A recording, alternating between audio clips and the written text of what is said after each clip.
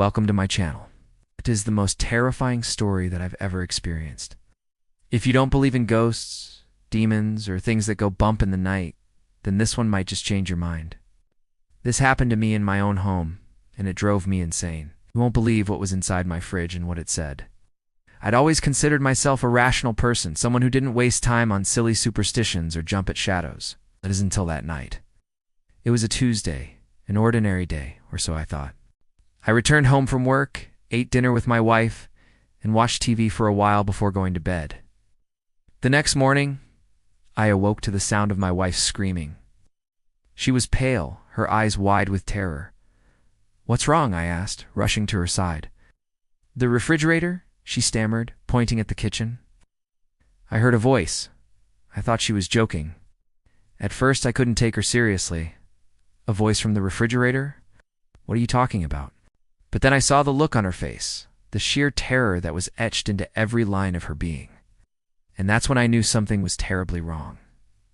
At first, I tried to dismiss it. I mean, who talks to refrigerators, right? But my wife was insistent. I swear I heard a whisper. It said, "Soon."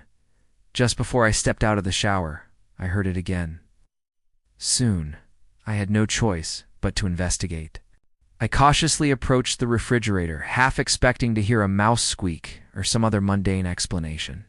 But when I opened the door, there was nothing. There was no sign of any creature, let alone one that could speak. The interior of the refrigerator was filled with our groceries, all neatly organized as I had placed them the day before. The horror of what I heard took over, and then I felt it. The hair on the back of my neck stood on end. A shiver ran down my spine that had nothing to do with the cold temperature of the refrigerator. I closed the door quickly and turned to my wife. Her face was still pale, her eyes wide and glistening with tears.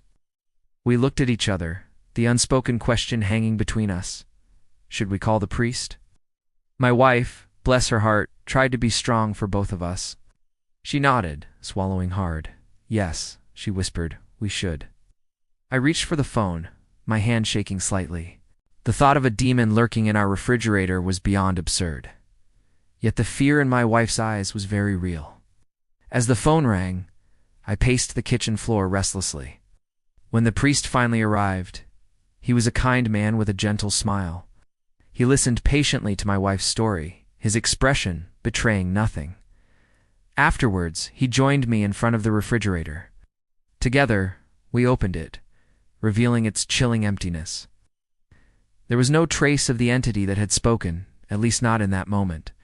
The priest began to chant in Latin, his voice echoing strangely in the small kitchen. My wife and I joined in, our voices shaky and unsure, but our resolve firm.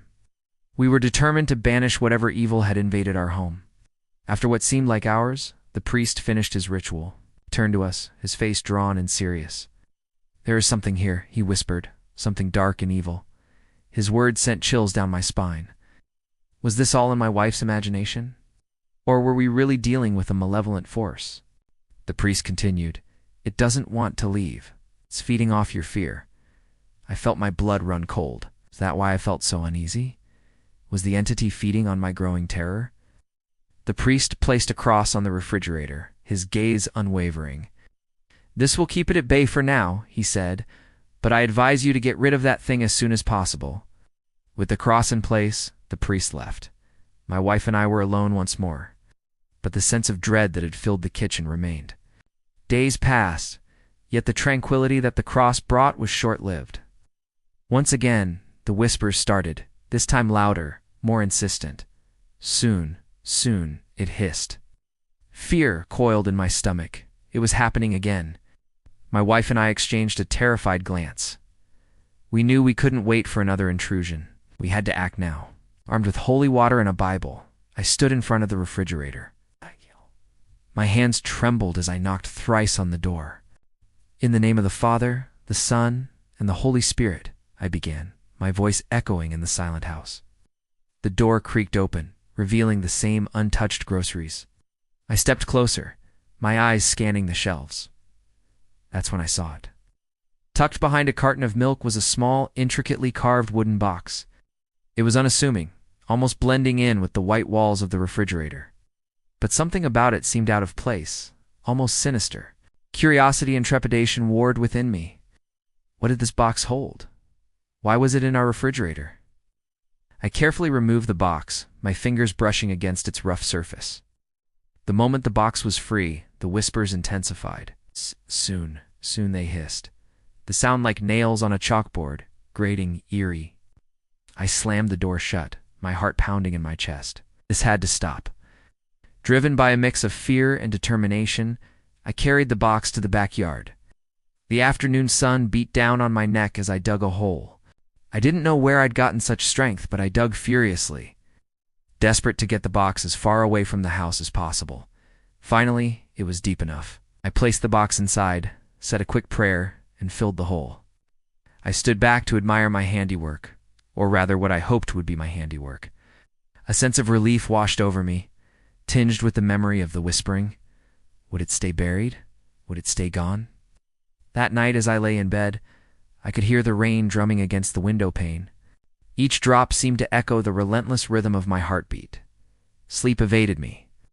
Every creak of the house, every sigh of the wind outside sent shivers down my spine. Was it still there, watching me, waiting for its moment? Then I heard it. A knock, slow and deliberate, just like the one in my dream. My eyes flew open. I strained to listen. Another knock, followed by a low, guttural voice. Soon I froze. Was this my imagination playing tricks on me? Or was I truly hearing these sounds? I sat up in bed, my heart pounding like a drum solo. Each knock reverberated through my body, shaking me to my core. Was it coming back? Was it reaching out to me even from that grave? I pulled my wife close, seeking comfort in her presence. The rhythmic knocking continued, growing louder, more insistent. Soon, it echoed through the house, bouncing off the walls, mocking my fear. My wife and I clung to each other, our bodies trembling. Suddenly, the knocking stopped. An eerie silence descended, broken only by the rain. Then came the whispers, slithering through the quiet like venomous snakes. Soon, they hissed. They circled around me, closing in, their icy breath on my neck. Soon, I buried my face in my wife's shoulder, my whole body shaking. Tears streamed down my face, hot and silent. I wanted to scream, to cry out for help, but no sound escaped my throat. I felt utterly helpless, trapped in a nightmare that wouldn't end. And then, as abruptly as it started, it was over. The whispers faded into silence, leaving me in a world that seemed too quiet after the cacophony of the knocks. The darkness of the night pressed in on me, heavy and suffocating. I didn't sleep that night, or the next, or the next. I barely ate or drank. All I could do was wait and watch. Wait for the next intrusion, the next knock, the next whisper. But it never came. Maybe it had been a figment of my imagination, a trick of my mind. Or maybe, just maybe, whatever it was biding its time, waiting for its moment to strike. The idea that something evil lurked just beneath the surface of my reality, hidden in plain sight, was too terrifying to contemplate.